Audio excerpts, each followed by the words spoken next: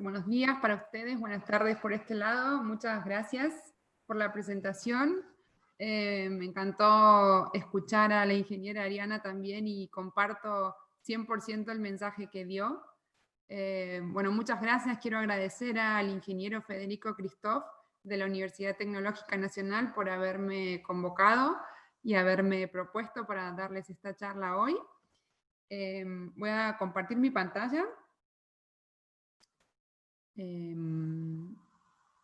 A ver. Ok, ¿están viendo mi pantalla? ¿Están viendo? Sí, se ve el PowerPoint. Se ve el PowerPoint. Ok, a ver. Vamos a ver. ¿Ahí ven completo o están viendo las notas también? Hoy sí se ve completo. Perfecto. Se ve completo. Se ve bien. Perfecto. Bueno, la charla de hoy es desafíos y oportunidades en el desarrollo de proyectos aeroespaciales. Yo soy Janina Jalá, que ya me han presentado, tengo una breve descripción de mi carrera. Yo estudié Ingeniería Aeronáutica en la Universidad Tecnológica Nacional, Facultad Regional AEDO en Argentina. En el 2016 me fui a estudiar a los Estados Unidos, hice un máster en Ingeniería Aeroespacial, que había sido el sueño de toda mi vida, convertirme en ingeniera aeroespacial. Lo hice en Cal Poly, que es la universidad que co-creó el estándar de los pequeños satélites o CubeSats. Luego hice un posgrado en estudios aeroespaciales enfocado en gerenciamiento de espacio y negocios. Y actualmente estoy haciendo el doctorado en la Universidad de Vigo en Ingeniería Aeroespacial, pero como no tengo mucha prisa, ya la prisa la corrí antes, estimo terminarlo en un par de años, no está dentro de mis prioridades. Trabajé en muchísimos lugares, empecé desde ser becaria o intern, no sé cómo les llaman a los pasantes, en algunas empresas, al principio sin cobrar ni un centavo. Luego fui ganando experiencia y ya me empezaron a pagar. Trabajé en muchos lugares. La verdad que Argentina me ha dado la posibilidad de crecer muchísimo como profesional y poder complementar los estudios con el trabajo en la industria. Trabajé en Estados Unidos también y ahora me encuentro viviendo en España y soy la directora y cofundadora de Workspace, que es nuestra empresa que transporta pequeños satélites al espacio y los ubica en sus órbitas deseadas. Quiero decirles que comparto lo que mencionaba la ingeniera Ariana, que una carrera no se forma de un día para el otro. Cuando uno está estudiando y a veces hay materias difíciles y hay momentos donde uno siente que hay como piedras en su camino, que no se desanimen, que es todo parte del camino y que sí, que tienen que confiar mucho en ustedes. Hoy vamos a hablar de CubeSats y de pequeños satélites.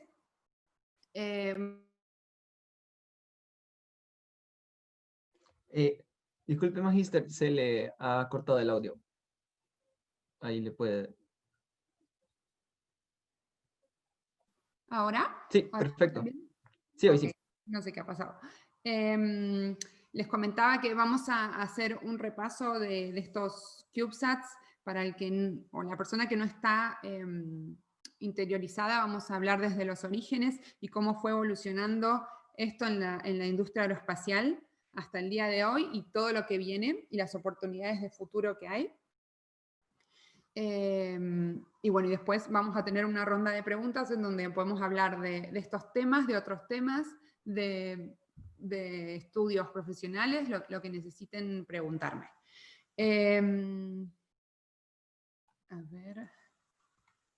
Ok, ven bien, ¿no? ¿Está todo bien? Ok, perfecto. Bueno, el estándar CubeSat se originó en el año 1999. Y fue un estándar que lo que pretendía era que los alumnos universitarios pudieran salir de la universidad con manos y experiencia en satélites, en un satélite, básicamente. Entonces, el doctor Jordi Puig-Suari de la Universidad Cal Poly y el profesor Robert Twiggs de Stanford University, los dos crearon este estándar.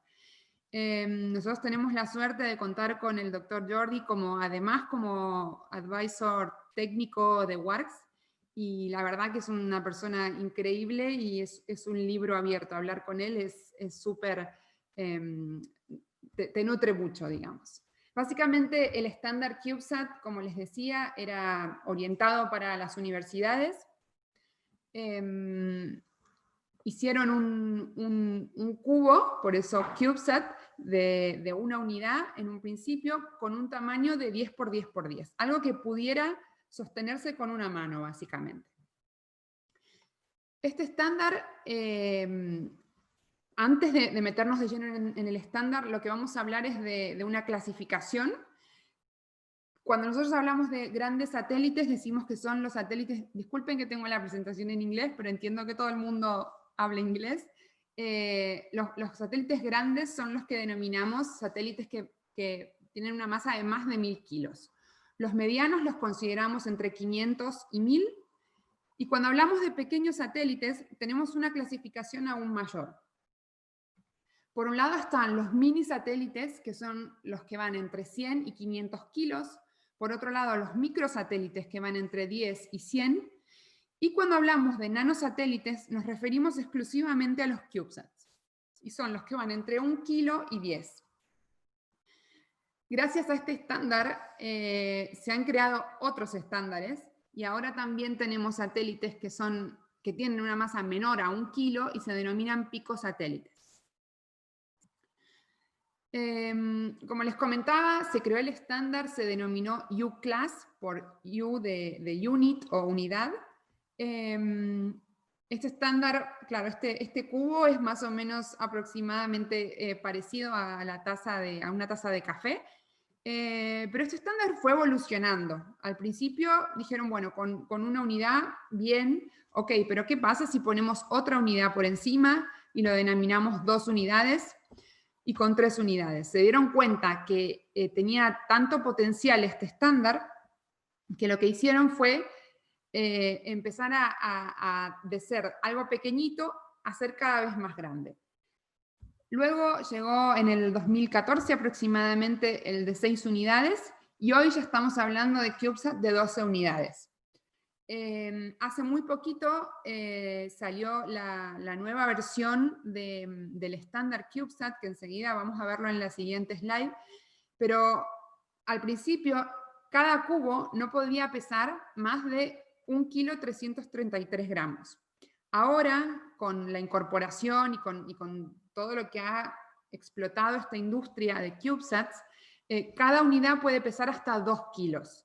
Entonces, los satélites CubeSat de 12 unidades pueden pesar hasta 24 kilos. A mí muchas veces me preguntan, ¿cómo quiero hacer un CubeSat? Estoy en una universidad, quiero empezar mi empresa y hacer CubeSats. ¿Cómo puedo hacer para lograrlo? El primer documento que a mí me sirvió, y creo que es el que todo el mundo sigue cuando empieza a interiorizarse en este tema, es el CubeSat Standard Document, que es gratuito y lo pueden conseguir en el sitio web que tienen en pantalla. Básicamente van a cubesat.org/resources y se pueden descargar la última versión del estándar CubeSat. Otra fuente de información muy buena es el CubeSat 101 de NASA.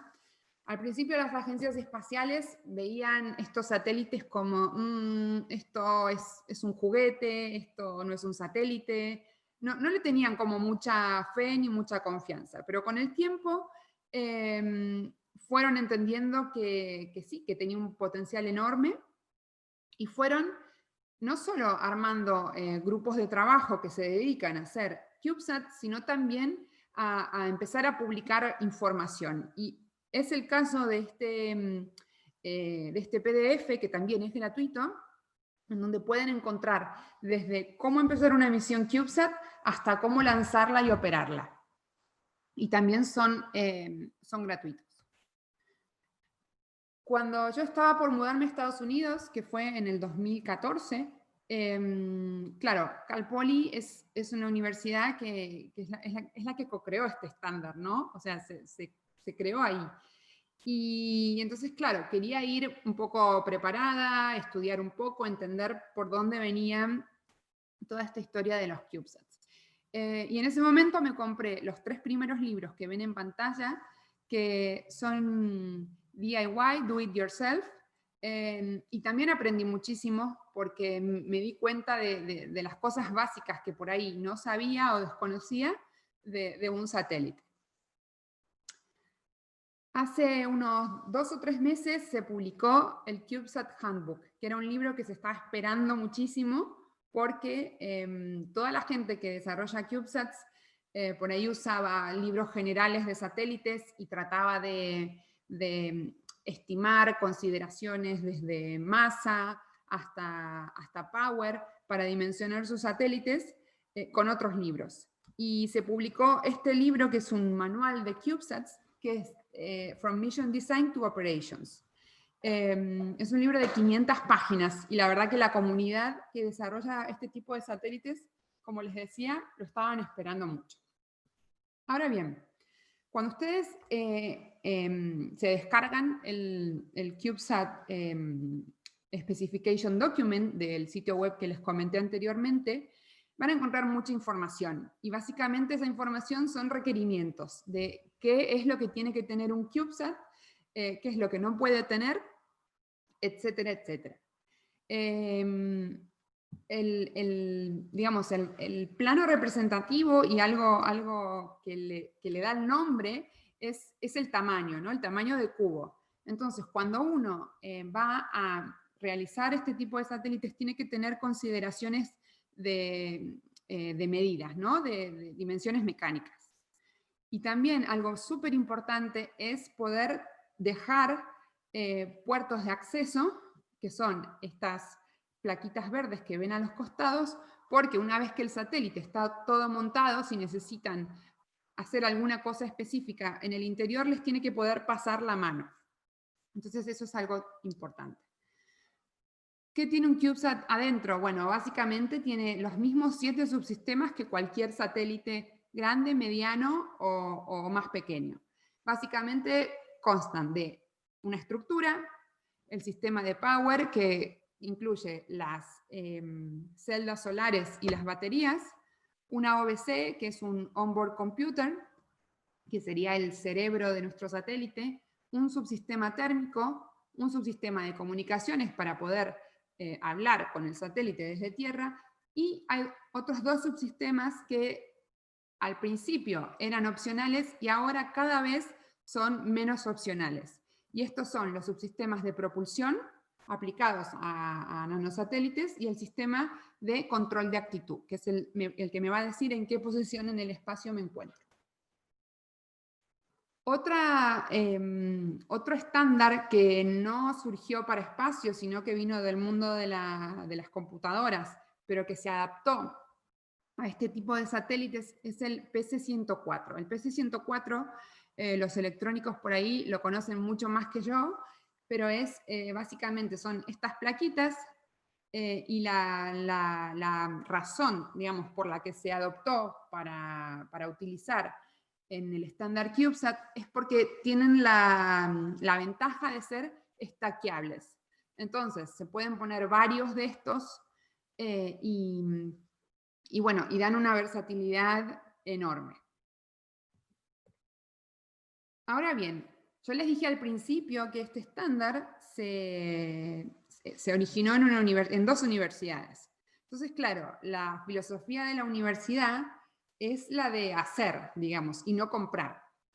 Para que tengan un registro visual con lo que me quiero referir al hacer o comprar, les puse 2 imágenes. Por un lado, en el lado izquierdo ven un CubeSat de 3 unidades, son 3 cubos, en donde ven una parte donde están las celdas solares, que tiene toda la plataforma del satélite, y el cubo que está en gris, en metal, es la carga útil, ¿no? Que es la razón principal por la que cualquiera hace una misión espacial. si ven bien, ven que este satélite no es continuo, pero sí han respetado todas las medidas y todas las tolerancias mecánicas del estándar CubeSat. Si vemos en el lado derecho, vemos que con la evolución de todas estas tecnologías y con todo el mercado que se generó atrás de estos nanosatélites, hay muchísimas empresas que empezaron a vender las estructuras listas para usar. Entonces, claro, el comprar la lista para usar cada vez son más baratas, y básicamente uno tiene que diseñar su misión y poder stackear estas placas de PC-104 o cualquier otro componente que quiera meter dentro de este satélite, pero en la opción de la izquierda, digamos, la de hacer es un poco más flexible, ¿no? Porque uno, por ejemplo, puede utilizar, como ven, la carga útil, conserva las dimensiones mecánicas, pero no está dentro de la estructura, o sea, es parte de toda la estructura del satélite. El lado izquierdo es el Cal Poly Hands-on Approach, lo que les comentaba de hacer, y del otro lado es un vendedor que está en Dinamarca, que vende varios componentes para este tipo de nanosatélites. Este es el equipo del año pasado de Cal Poly, no estábamos en la época de COVID. Y algo que les quería contar es un poco de mi experiencia cuando hice mi tesis de máster. Es una universidad que tiene muchos laboratorios y donde literalmente te ayudan mucho, te dan soporte, pero todo lo tiene que hacer cada alumno, ¿no? Cada alumno, cada alumna. Yo decidí, en ese momento no estaban de moda, digamos, los CubeSat de 6 unidades, pero a mí me costó muchísimo esfuerzo poder ir a Estados Unidos a estudiar, y lo que dije fue, bueno, voy a aprovechar la oportunidad y exprimirla completamente. Entonces lo que dije fue, bueno, todo el mundo está haciendo 3U, yo voy a hacer un 6U. Y bueno, básicamente mi tesis de máster fue diseñar un satélite de 6 unidades, fabricarlo y testearlo. Y lo pude hacer todo completamente dentro de la universidad. En esta imagen que ven placas que fueron las que yo utilicé como internas para dentro de mi estructura. Después todas estas placas que ven de fibra de carbono, también fueron desde diseñadas hasta ir a buscar la fibra de carbono, hacer los laminados, cocinar estas placas dentro de un autoclave. Estas piezas metálicas que ven aquí, también no sé si las ven bien, que son los rieles. También fue desde comprar una barra de aluminio hasta maquinar cada uno de los rieles por separado, etcétera, etcétera. Eso es un poco el approach de una universidad, donde los alumnos aprenden haciendo, pero bueno, por supuesto, para satélites, cuando hablamos de constelaciones de CubeSat, hacer esto de manera casera es muy complicado, ¿no? Y es hasta muchísimo más caro. Aquí tienen otra imagen, por ejemplo, de la integración, de lo que fue la integración. Por supuesto, era un CubeSat que no iba a volar, sino que servía para testing. Y como yo no tenía carga útil, ni ninguna carga de pago, lo que hice fue construir mis propias cargas de pago representando la masa de cada U de este satélite. Esta universidad ha sido pionera en estos satélites y han ayudado incluso a JPL, a NASA JPL, porque los tienen muy cerquita, están a 3 horas y media en auto de diferencia, y han ayudado en misiones tan importantes como la primera misión de CubeSat interplanetarios, que fue hace, creo que un par de años, donde estos fueron los primeros satélites, nanosatélites, que se utilizaban como relé de comunicaciones. La Agencia Espacial Europea también al principio era bastante más reticente con este tipo de satélites, pero ahora tienen un departamento completo donde investigan y apoyan a la industria que hace este tipo de satélites. Yo tuve la oportunidad de participar también en el primer CubeSat, en el desarrollo del primer CubeSat que iba a una órbita GTO. La misión todavía no ha sido lanzada, pero finalizó todo su desarrollo hace más o menos un mes. Y bueno, la verdad que es muy interesante trabajar con agencias espaciales, se aprende muchísimo y uno también puede aportar lo que estudió y, bueno, y lo que aprendió a lo largo de los años. Algo que creo que extrañamos en Latinoamérica, pero también en Europa, que en Estados Unidos lo llevan bastante mejor, es que involucran todo este tipo de actividades, no solo en las universidades, donde es algo indispensable, sino también en niñas y en niños de edades muy tempranas, ¿no? Alumnos de la escuela primaria, por ejemplo, que es donde uno más o menos, bueno, Ariana lo decía, ella a los 4 años iba a ver con sus padres a los aviones despegar y aterrizar, y eso la motivó a estudiar su carrera. Esto es igual, o sea, esto es cuando uno más inculca y le muestra a los niños y a las niñas qué posibilidades tiene para el futuro, es algo muy importante. En Estados Unidos, como les decía, lo hacen muy bien, tienen, por supuesto, otros presupuestos que por ahí nuestros países no tienen. Y bueno, y en el 2015, el primer CubeSat de una escuela primaria fue desplegado en el espacio. Y si ven ahí, están todos los chicos, las chicas en el patio del colegio mirando el despegue del cohete con su CubeSat.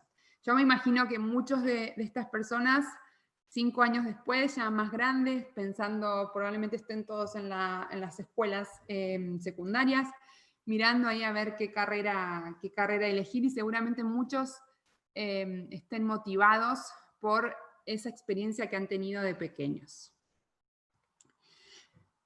Aquí en España hay una empresa, yo no los conozco personalmente, pero sí he tenido la posibilidad de ver sus productos, que venden unos kits educacionales en donde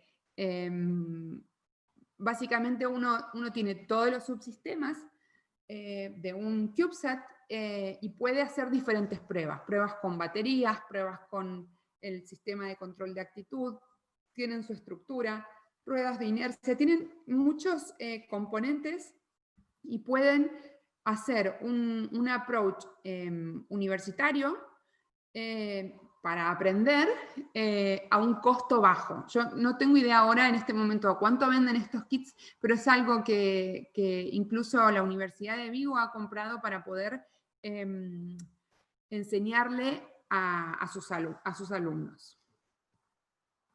Después, por otro lado, tenemos el buy, ¿no? El comprar.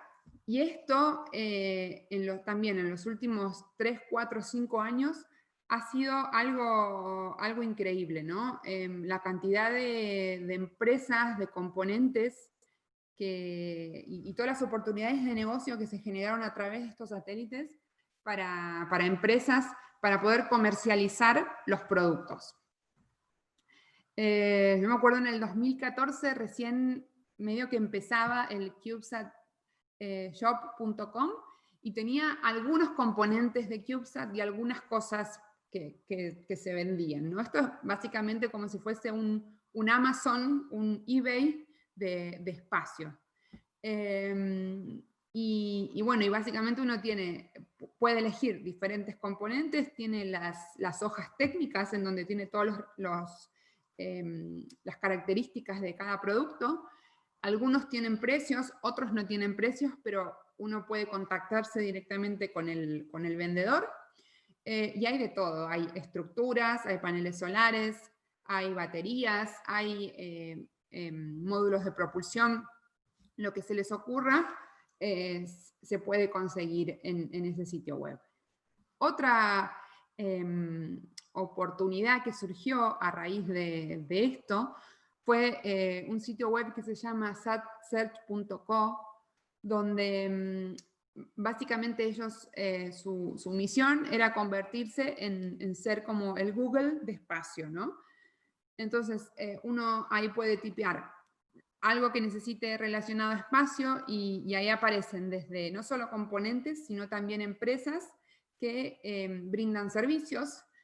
Hace poquito me enteré que Works está en este sitio también, pero bueno, básicamente cuando ustedes necesitan algo relacionado a espacio, se pueden meter en ese sitio web y si no está la información online, ellos mismos los contactan con los vendedores. Si hablamos de la distribución de desarrollos tecnológicos y el mercado, ¿no? Que se generó para satélites de clase U, vemos que Estados Unidos tiene un 45% de esos desarrollos. Luego sigue Asia, que también tiene muchísimos desarrollos para CubeSats. Luego sigue Europa, y lo que a nadie le gusta que digan es que sus países se encuentran dentro del resto del mundo, ¿no? Es verdad que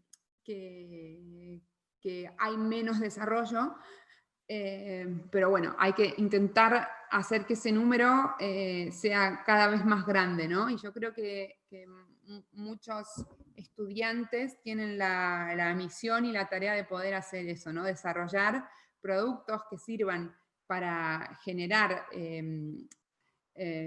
ingresos a sus empresas, pero también para que se conozcan las cosas que se hacen dentro de los países.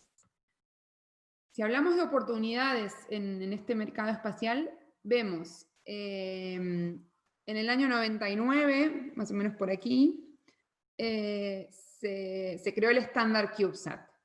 Ya pasaron 21 años y miren la cantidad de empresas, de compañías que están activas trabajando en nanosatélites que se han generado en los últimos años. Yo les contaba que en el 2014 me había ido a Estados Unidos y fue ese más o menos, no el pico, pero de ahí en adelante empezó a... fue una explosión realmente lo que causó este estándar. Esas son todas las compañías que hay activas en este momento y probablemente el 2020 haya muchas más, aún incluso con toda esta crisis mundial, ¿no?, que estamos padeciendo todos del coronavirus. Ahora bien, uno tiene su CubeSat, lo tiene desarrollado.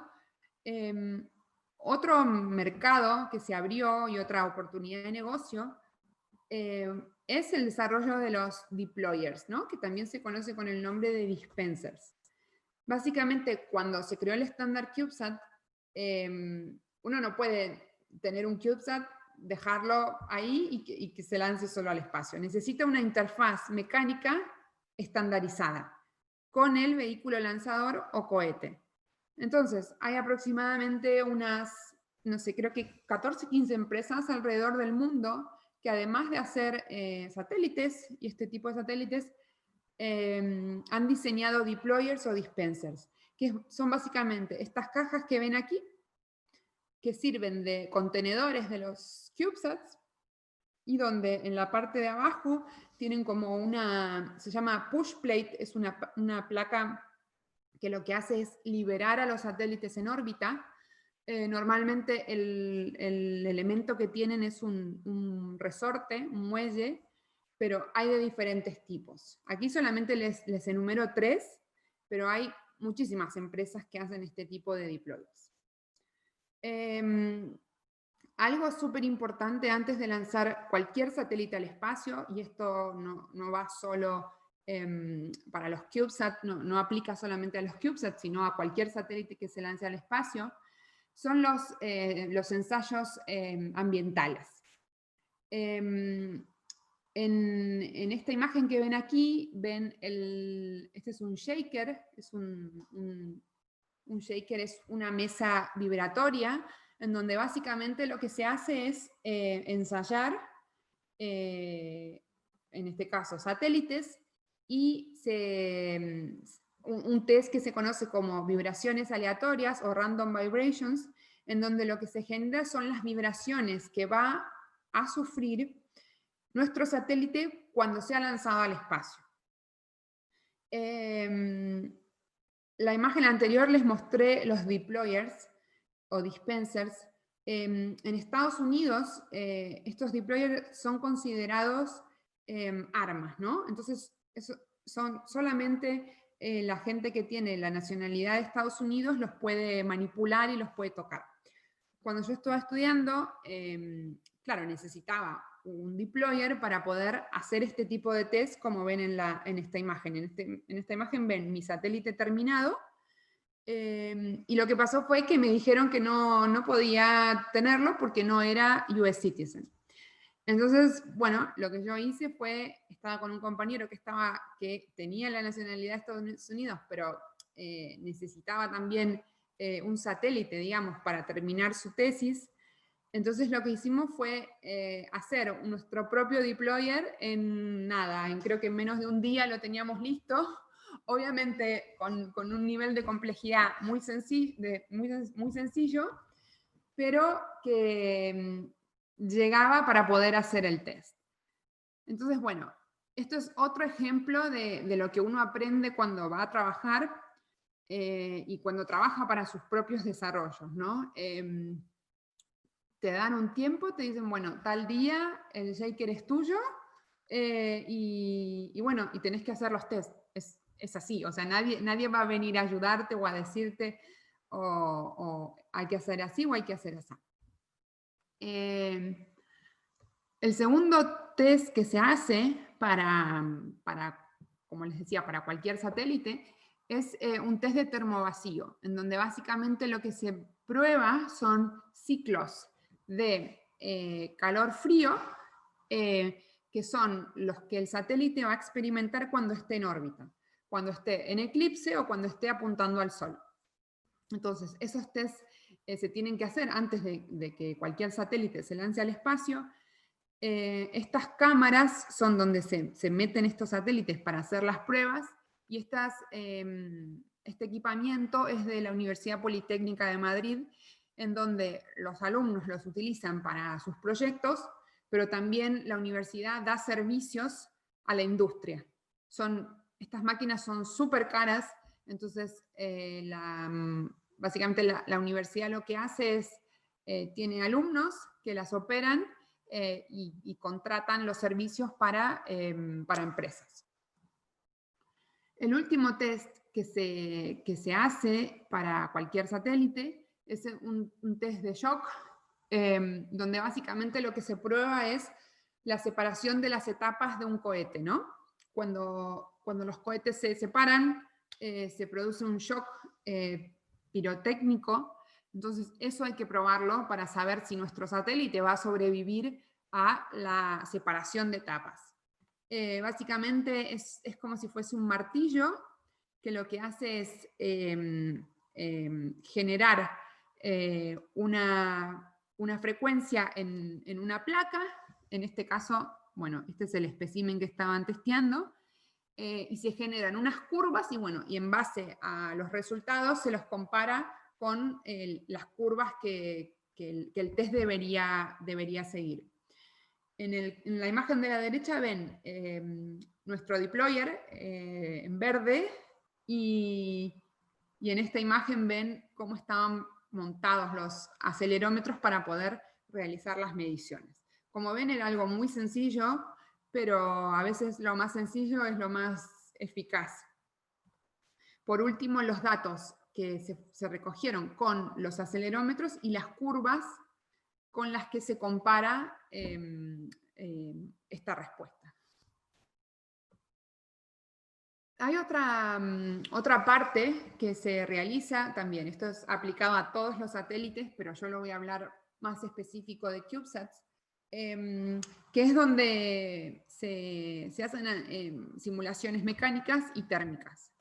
Simulaciones mecánicas, hay mucho software, el más conocido, o al menos el que yo he usado durante muchos años, es el FEMAP Nastran, pero también está el ANSYS y hay muchos más. Estos no son los únicos, solamente son unos ejemplos. En la parte térmica hay... ¿Qué pasa? Las misiones de CubeSat por lo general son más económicas, ¿no? Entonces, conseguir un software para poder hacer ensayos térmicos y ensayos mecánicos, y a veces son caros. Entonces hay muchos desarrolladores que no hacen los ensayos térmicos, ¿no? Se guían más o menos por la experiencia, por si han lanzado un CubeSat anterior, o leen mucha bibliografía para no tener que hacer el ensayo térmico.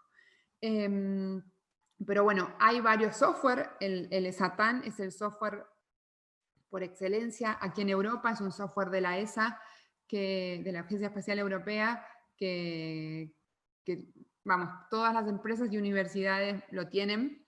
También está Térmica, que es más usado en América, ¿no? América, Estados Unidos, toda América. Y aquí en España hay un software que se llama Radian, que actualmente está, creo que en fase beta de pruebas, en donde lo que intentan es hacer que estos cálculos térmicos sean lo más user-friendly posible, ¿no? Y que todo el mundo pueda acceder a hacer un ensayo, una simulación térmica. Cuando tenemos todo listo, ya sabemos cómo se hace un CubeSat, cuáles son las simulaciones, cuáles son los ensayos, qué son los deployers. Tenemos que integrar nuestros satélites al cohete, ¿no? al vehículo lanzador.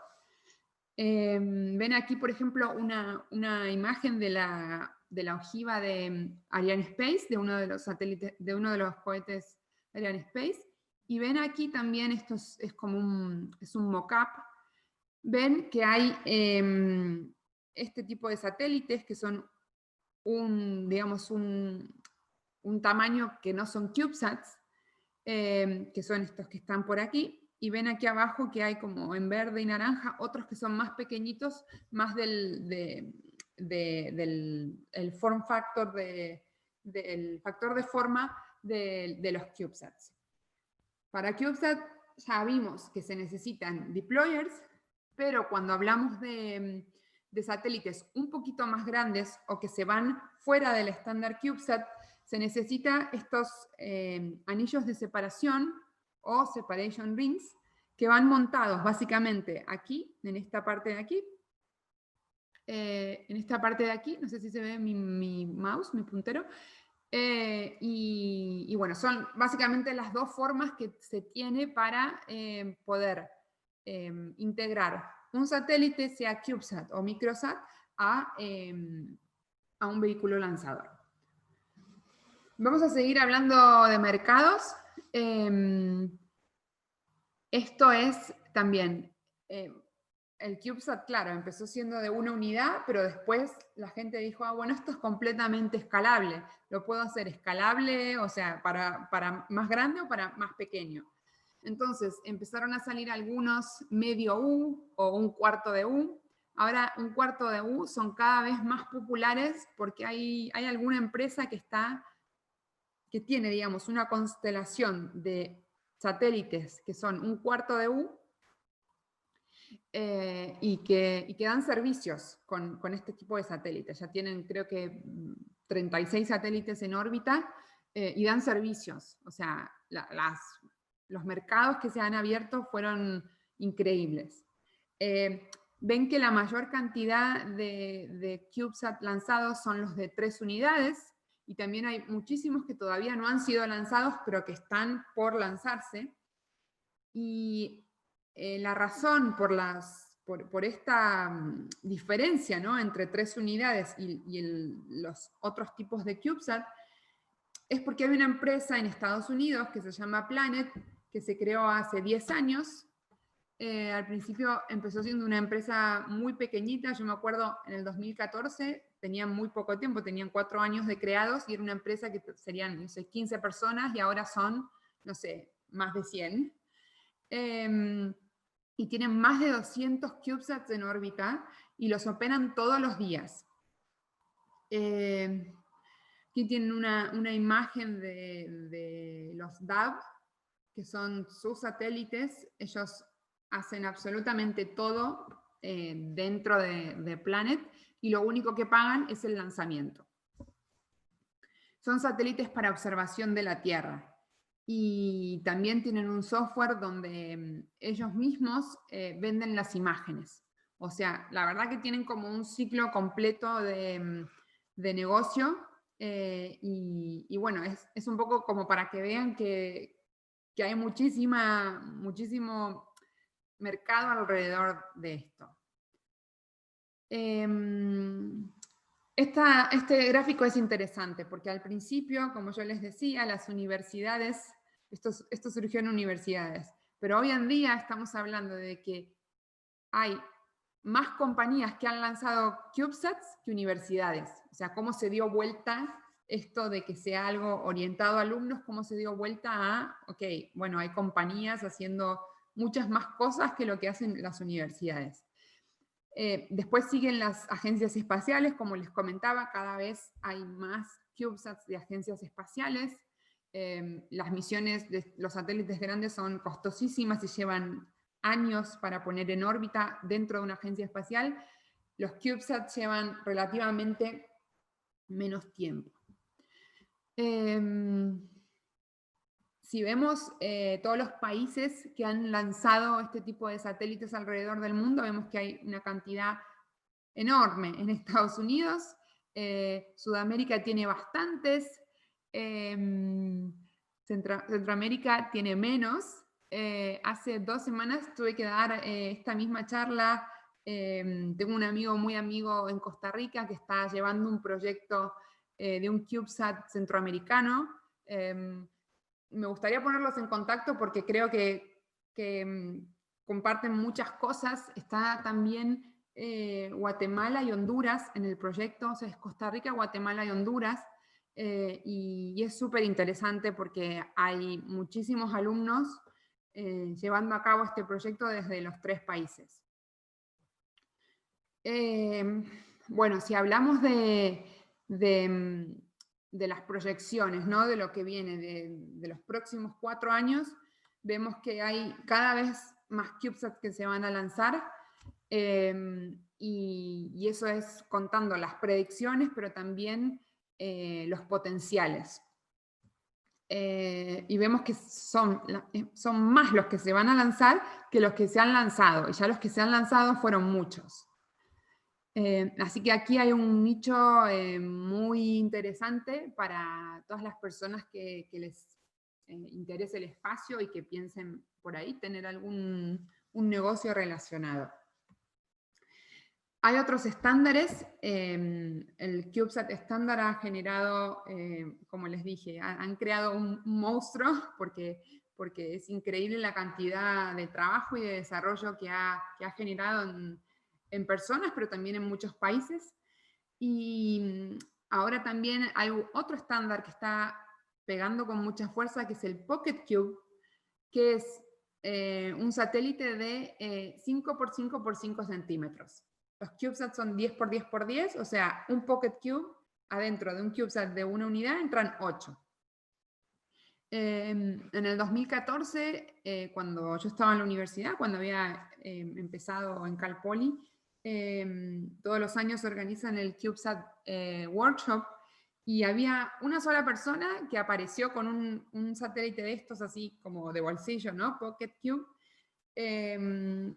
Y claro, todos lo miraban como diciendo, ¿y eso qué es? ¿Qué es? ¿Qué es? Bueno, ahora hay conferencias de Pocket Cubes.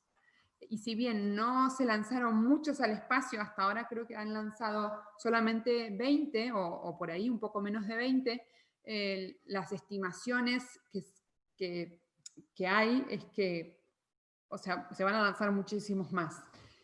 Incluso hay muchas empresas que están empezando sus negocios en Pocket Cubes. Los ThinSats son básicamente es un cuarto de U que les comentaba antes.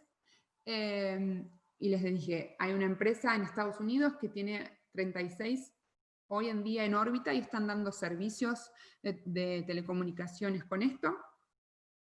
Por otro lado, hay otro estándar que yo hace mucho que no escucho hablar de él, pero sí que se ha lanzado algo al espacio denominado CubeSats. Son más o menos el tamaño de una lata de Coca-Cola.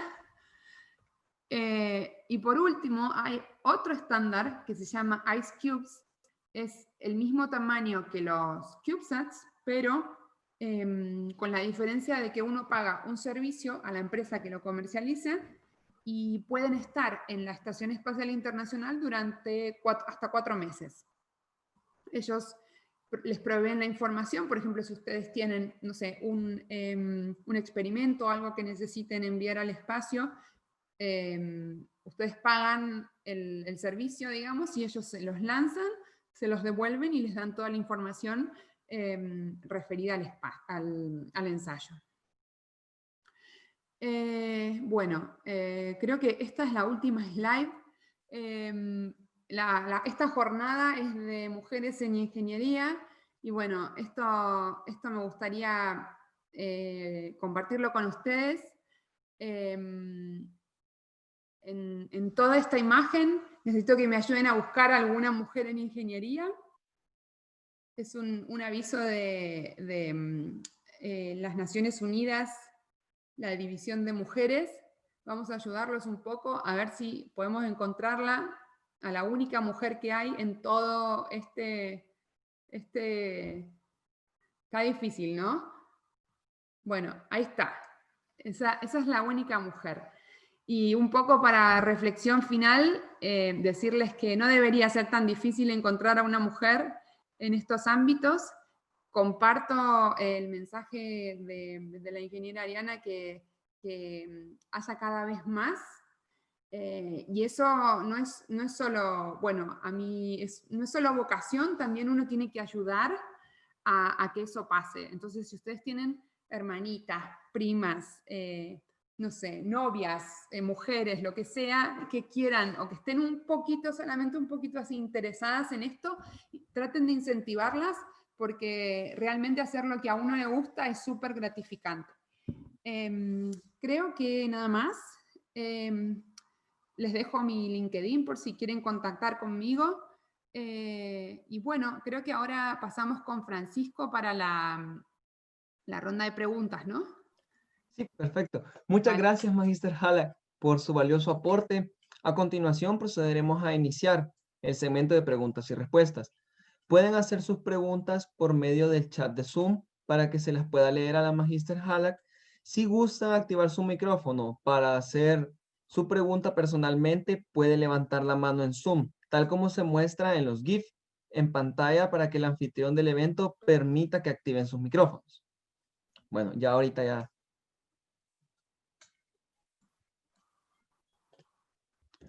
Bueno, tenemos la primera pregunta del ingeniero Alfredo Morales. Primeramente, muchas gracias por la ponencia, Magister Halak. En El Salvador, como el Salvador Aerospace Institute, SAI, hemos tenido ya proyectos planificados para esto, pero el costo y el tiempo siempre han sido los problemas, así como el recelo entre países dentro de la región y la dificultad de cooperación y transparencia. Mis preguntas son, con un satélite típico sin el costo de lanzamiento, disculpen, con un satélite típico sin el costo de lanzamiento, ¿cuánto es el costo y el tiempo de producción de no conocer nada a tener todo listo para el lanzamiento? Bueno, muchas gracias por la pregunta al ingeniero Morales. La voy a dividir en dos. Primero, el costo de lanzamiento es cada vez más barato. Incluso ahora lanzar un CubeSat es más barato, más económico que, ¿me escuchan bien? Sí, ¿no? Sí. Más barato que la fabricación, por decirlo. O sea, los costos de lanzamiento han bajado mucho. Y a ver,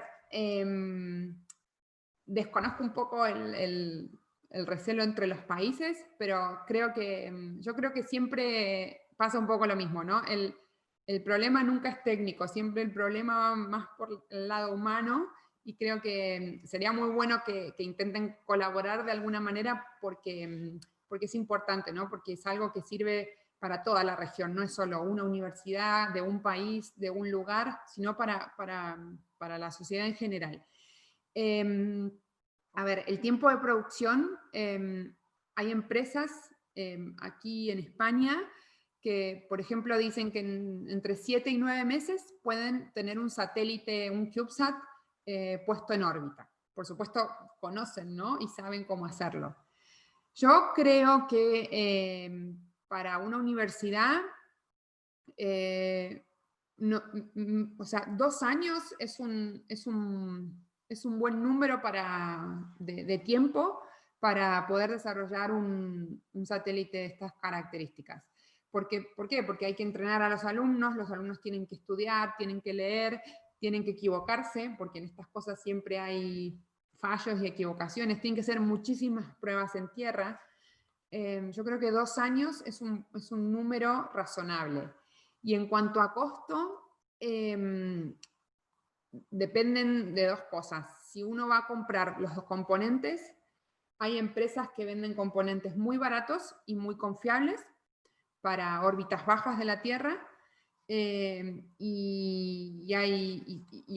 la otra es si uno quiere desarrollar componentes. Eso, por supuesto, es en estos momentos por ahí un poco más caro, pero es lo que más, en donde uno más aprende, ¿no?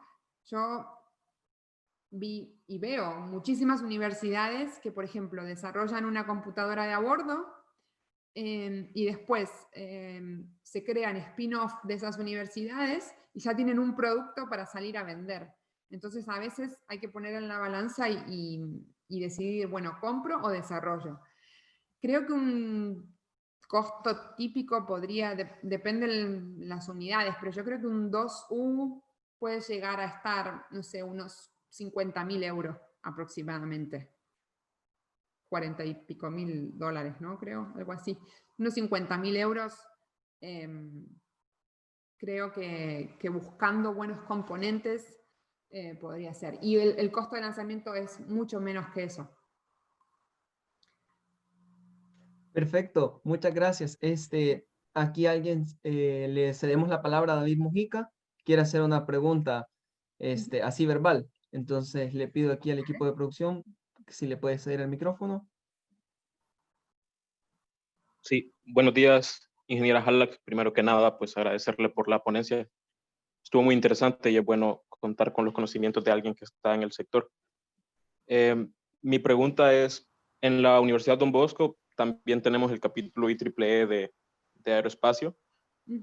Y pues entre nuestros proyectos está el de producir un CANSAT, porque en ese sentido creemos que El Salvador está un poco rezagado con respecto a otros países como Costa Rica o Guatemala, que usted mencionaba.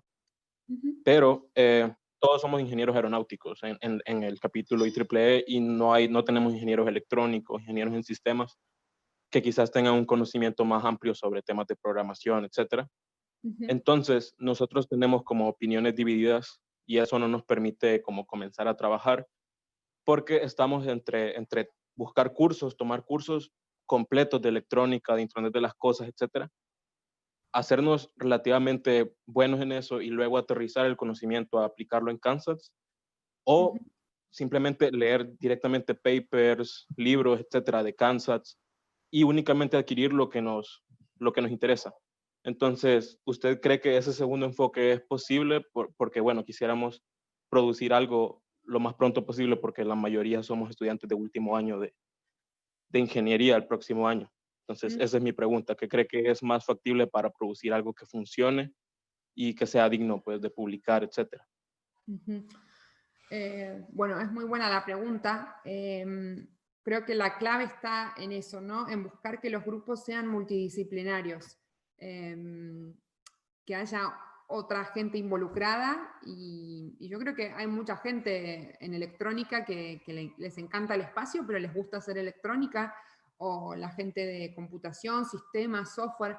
es importante primero que nada que los grupos sean multidisciplinarios. Con respecto a información, hay mucha información. En uno de los libros que les mostré en la presentación, no recuerdo cuál de los 4, pero el que es del Do It Yourself Series, ahí el que lo escribió justamente enseña a hacer un Kansat de cero. O sea, y es un libro súper pequeñito, creo que no tiene, no sé, ni 80 páginas. Y esto es, bueno, a ver, no sé hacer un Kansat, ¿cómo lo hago? Y creo que es bueno eso. Puedes escribirme y yo tengo ese libro, te lo puedo pasar para compartírselos y que lo miren.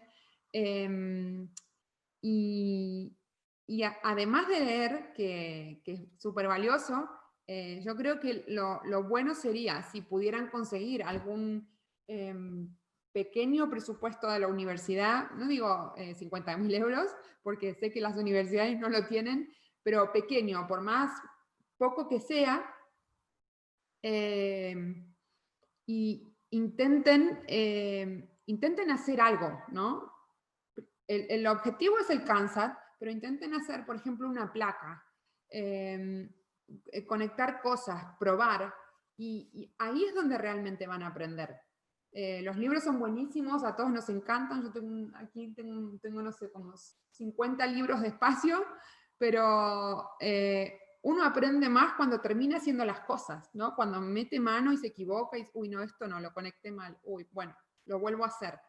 Entonces, creo que es importante eso, además de leer papers y de hablar con gente que sabe o mentores, es importante que tengan un buen mentor, ¿no? Mentora, alguien que los acompañe en el proceso, porque les va a ayudar mucho y les va a allanar por ahí varios caminos, ¿no?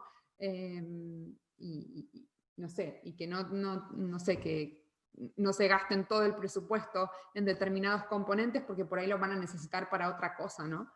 Creo que los dos approaches son buenos. No sé si respondí a la pregunta, pero bueno. Espero que Muchas Sí, muchas gracias. gracias. Sí, muchas gracias. Sí, Gracias. sí, también, yo estoy en ese grupito, como Mojica dice, Ajá. que quiere. Seguimos porque sí, veo muchas preguntas. César Mazada pregunta, ¿son los kits do it yourself de CubeSat aptos para lanzamientos espaciales? No, esos son educacionales. Básicamente tienen, bueno, como les contaba, todos los subsistemas y uno puede ir probando. Ese es otro approach también a la pregunta del Kansat. No sé si vienen kits educacionales de Kansat, pero yo sé que, por ejemplo, la universidad aquí de Vigo, en Galicia, los han comprado para los estudiantes, porque les pasaba un poco como a ustedes. Querían hacerlo, se estaban por egresar, pero no habían tenido la posibilidad de tener contacto, ¿no? con estos subsistemas. Se puede averiguar. La empresa, la que está aquí en España, se llama TEIA, THEIA, pero estoy segura que debe haber otras empresas que también lo hacen. Muchas gracias. Continuamos con la siguiente pregunta de Alberto. ¿Es posible hacer mediciones, por ejemplo, la calidad de aire de un país en específico con ayuda de un CubeSat? Entiendo que sí. Hay que ver quién hace ese payload, ¿no? Esa carga útil. Pero sí, la verdad, a ver, les comentaba antes, se ha utilizado CubeSats en Marte 2 para usarlos de relé de comunicaciones. Yo entiendo que se puede hacer una carga útil que ayude a medir la calidad del aire, pero bueno, habría que buscar a los expertos en que la hagan, ¿no? Pero sí, entiendo que sí. Bueno, seguimos con la siguiente pregunta de Carlos Parada. A nivel global y con proyecciones a futuro, ¿qué opina de la misión Starlink enfocado a la monopolización del Internet satelital implementado por empresas como SpaceX, así como sus respectivas repercusiones al medio ambiente? Es interesante la pregunta. Para mí lo que está haciendo SpaceX es, no sé, es increíble. Creo que fueron muchísimos años de gente que no creía en ellos y ahora, o sea, han logrado todo lo que dijeron que iban a lograr. Con respecto a la monopolización, bueno, ninguna monopolización es buena, y yo supongo que estos satélites tienen que cumplir con el término de estar menos de 25 años en órbita. Hay unas legislaciones. Entonces, o tienen un kit para deorbitarse, o cuando llegan a una órbita muy baja, directamente los chupa la gravedad terrestre, ¿no?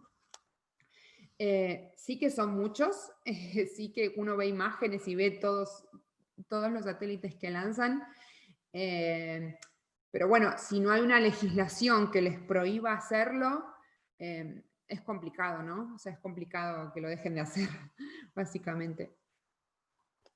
Bueno, ya casi finalizamos con la sección de preguntas. Seguimos con la pregunta del doctor Misael Melgar.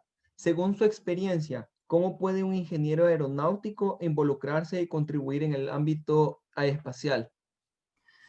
Es muy buena la pregunta. Bueno, yo hice ingeniería aeronáutica en la UTN, Facultad Regional AEDO, en Argentina, y como les decía, mi sueño era ser ingeniera aeroespacial. Claro, son parecidas las carreras, pero en realidad son muy distintas. O sea, tienen un tronco que es igual, pero después divergen mucho.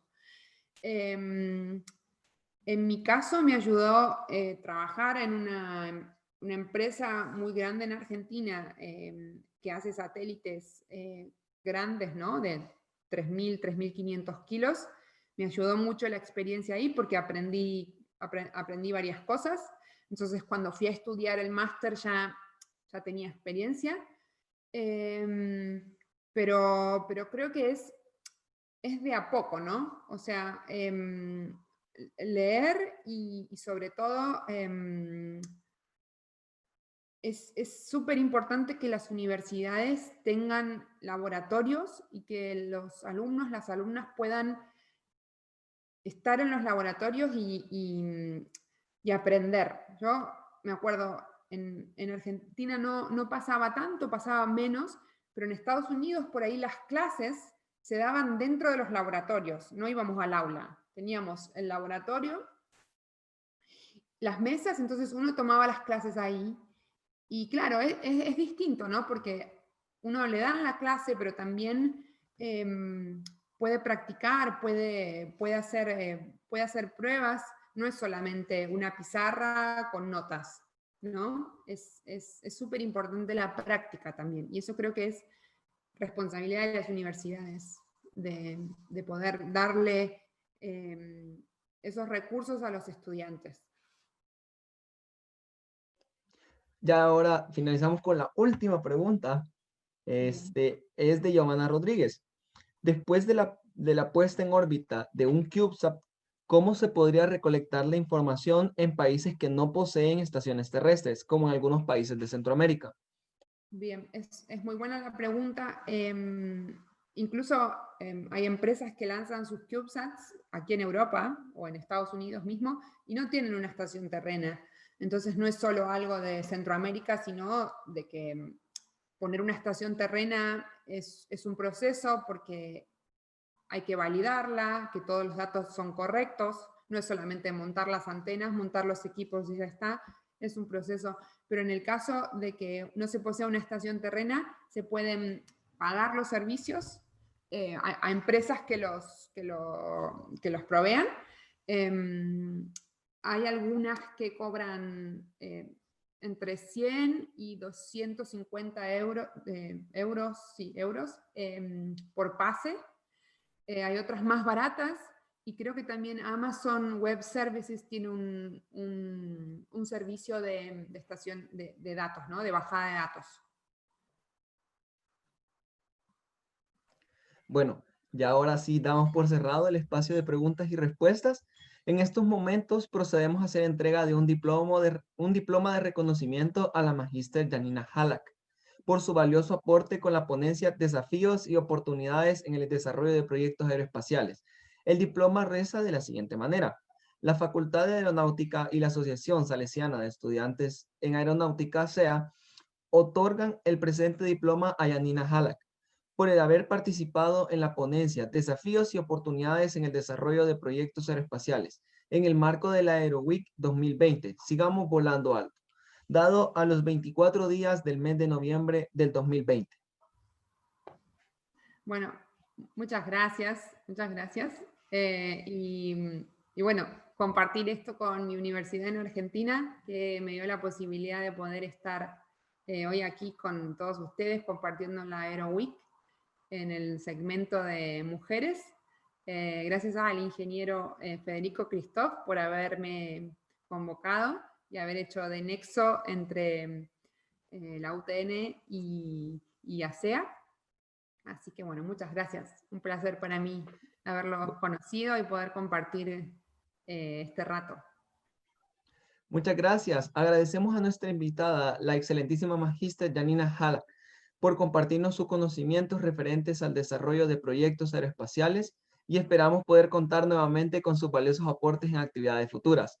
Agradecemos a todas y todos su asistencia tan importante.